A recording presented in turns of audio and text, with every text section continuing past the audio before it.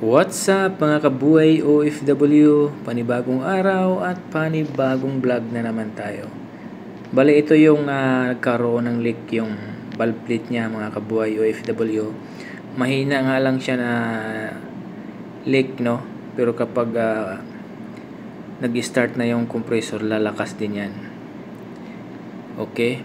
Kailangan natin yan ayusin at maagapan. At i-check na rin natin yung valve plate na yan kung may mga broken or mga biak sa ilalim niya, no? Kasi sa oras kasi na nagkaroon siya ng biak dun sa flapper valve niya ay mataas yung pressure, malakas yung pressure ang ano niyan, no? Kaya talagang dapat natin i-check, hindi lang yung isa, pati yung dalawa niyan kasama niya, bali tatlo yan, no?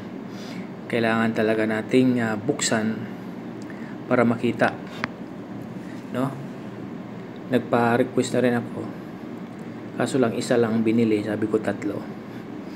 Yun na nga, bumili pa siya para bago na yan lahat.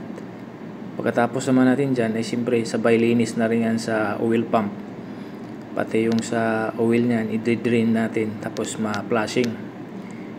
Pagkatapos natin dyan, siyempre babacuum tayo pagkatapos natin kabit na lahat.